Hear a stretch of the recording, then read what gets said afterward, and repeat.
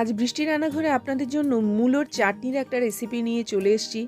শীতের সময় খুব সুন্দর মূলো উঠেছে, তো এই রেসিপিটা খিচুড়ির পাশে কিন্তু অসম্ভব আকারে ভালো লাগে। নানা ধরনের চাটনি তো আপনারা খেয়ে থাকেন, তো একবার এইরকম মূলোর চাটনি তৈরি করে দেখুন তো।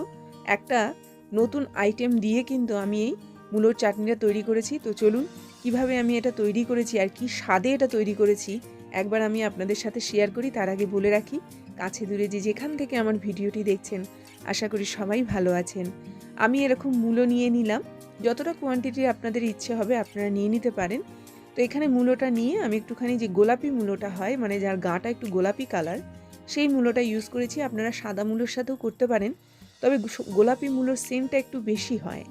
তো যারা মূলো খেতে চান না বা ভালোবাসেন না, তারা এইভাবে কিন্তু চাটনিটা তৈরি করলে মূলোর একদম গন্ধ পাবেন না। তো মূলোটাকে প্রথমে আমি একটুখানি সেদ্ধ করে নিলাম। সেদ্ধ করে নেওয়ার সাথে সাথে কিন্তু মূলোর অর্ধেক গন্ধ চলে যায়। সেদ্ধ করে নিয়ে এইবারে আমি একটুখানি তেল দিয়ে দিয়েছি, সামান্য একটুখানি তেল। তার মধ্যে আমি একটুখানি মৌরি এর মধ্যে অ্যাড করলাম। এবার মৌরির থেকে যখন একটা খুব সুন্দর গন্ধ আসবে, আমি একটু টমেটো এর মধ্যে দিয়ে দিলাম। এবার টমেটোটা দিয়ে টমেটোটা একটুখানি সেদ্ধ করে নিতে হবে। প্রথমে আমি এটাকে একটুখানি তেলটার মধ্যে একটুখানি নাড়াচাড়া করে নিলাম। নাড়াচাড়া করে নিয়ে এবার এটাকে একটুখানি সেদ্ধ করে নিয়ে আমি সেদ্ধ করা মূলোটা এর মধ্যে প্রথমেই দিয়ে দিলাম। মূলোটাকে একটুখানি খুব ভালো করে না ভাজা ভাজা মতো একটু করে নিতে হবে। এই সময়ে আপনারা একটুখানি সামান্য পরিমাণে হলুদ দিয়ে দেবেন, যাতে করে এটার কালারটা খুব সুন্দর আসে। তো এরকমভাবে মূলোটা ভাজা করে নিয়ে আমি এর মধ্যে সামান্য পরিমাণে একটুখানি হলুদ অ্যাড করছি, তাতে করে চাটনির যে কালারটা সেটা খুব সুন্দর আসবে। তো এইটাকে খুব ভালো করে এরপরে আমি হলুদটাকে একদম ভাজা ভাজা করে নেব, যাতে হলুদের কাঁচা গন্ধটা এর মধ্যে না থাকে। তো কন্টিনিউয়াসলি এটাকে নেড়ে নেড়ে মিডিয়াম আঁচে একটুখানি ভাজা করে নিতে হবে। কারণ যারা ধরুন মূলো খেতে ভালোবাসে না, তো মূলোর এই চাটনিটা তৈরি করার পরে যখন এদেরকে দেবেন তখন কিন্তু এরা বুঝতে পারবে না যেটা অ্যাকচুয়ালি আসলে কিসের চাটনি তারা খাচ্ছে। না বলে দিলে এটা কিন্তু একদমই বোঝা যাবে না। তো এরকমভাবে দেওয়ার পরে আমি এর মধ্যে 2 টেবিল চামচ মতো তেঁতুলকে একটুখানি ভিজিয়ে রেখেছিলাম, সেই তেঁতুলটা আমি এর মধ্যে অ্যাড করে দিলাম। আসলে এই চাটনিটা যাতে একটু টক ঝাল মিষ্টি হয়, সেই জন্যই কিন্তু আমি এর মধ্যে দিয়ে দিলাম। তো দেওয়ার পরে এবার এটাকে খুব ভালো করে সেদ্ধ হওয়ার জন্য ঢেকে দিয়েছিলাম 7-8 মিনিট মতো। দেওয়ার পরে এটা একটুখানি তেঁতুলের সঙ্গে খুব ভালো করে মিশে গেছে। আসলে টক জাতীয় জিনিস কোনো কিছুতে ইউজ করলে এটা কিন্তু সেদ্ধ হতে চায় না, তাই প্রথমেই যদি মূলোটাকে একটুখানি সেদ্ধ করে নেন, তার ভেতরে কিন্তু খুব সুন্দরভাবে তেঁতুলের জলটা ঢুকে যাবে। এবার তার সাথে আমি একটুখানি নুন দিয়েছি, একটুখানি কাজু দিলাম, একটুখানি কিশমিশ দিলাম। আপনারা অন্য রকমের ড্রাই ফ্রুটও কিন্তু এর মধ্যে ব্যবহার করতে পারেন। দেওয়ার পরে এটাকে খুব ভালো করে মিশিয়ে নিলাম। মিশিয়ে নেওয়ার পরে এটা যখন একটুখানি বেশ সেদ্ধ হতে চাইবে, তো এটাকে একটুখানি ঢাকা দিয়ে আমি প্রপারলি কুক করে নেব। আসলে কিশমিশটা কাজুটা যাতে এর সঙ্গে খুব ভালো করে সেদ্ধ হয়। এইবারে আমি এখানে 1 কাপ মতো গুড় ইউজ করলাম। তাহলে 2 টেবিল চামচ মতো তেঁতুলে আমি 1 কাপ গুড় এর মধ্যে ইউজ করেছি। এবারে গুড়টা দিয়ে গুড়টাকে খুব ভালো করে এটার সঙ্গে মিশিয়ে নিতে হবে। এর মধ্যে একটা জল থাকে, তার মধ্যে গুড় থেকেও কিন্তু একটা জল বেরাবে।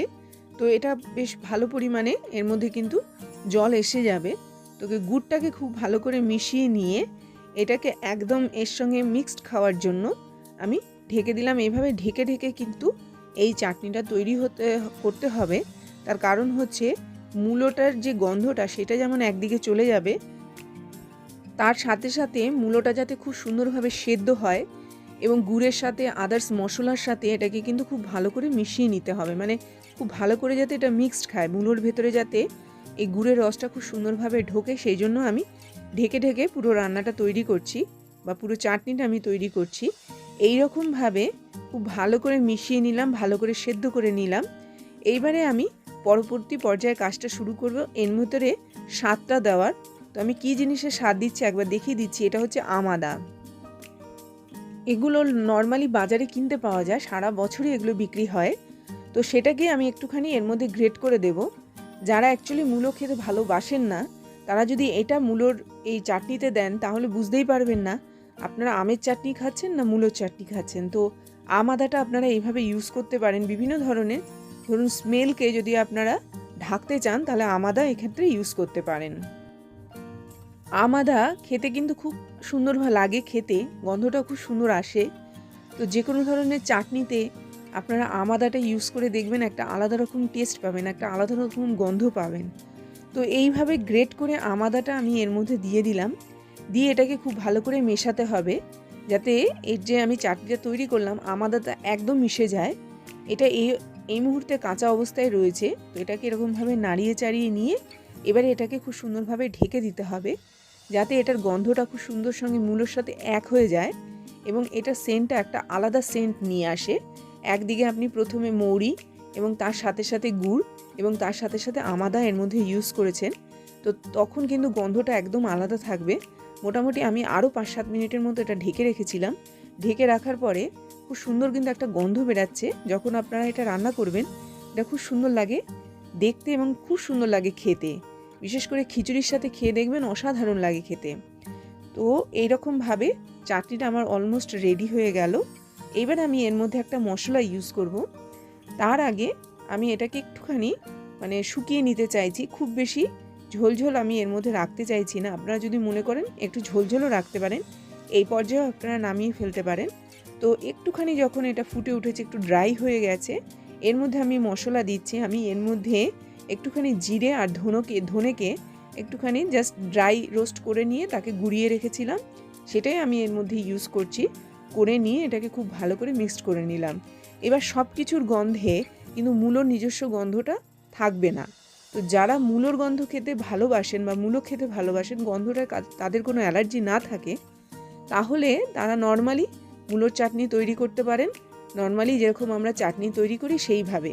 কিন্তু যারা মূলো খেতে ভালোবাসেন না বা অন্যরকম একটুখানি চাটনির স্বাদ চান, তারা এই রেসিপিটা অবশ্যই বাড়িতে ট্রাই করবেন। তো এইভাবে আমি মূলোর চাটনি তৈরি করলাম।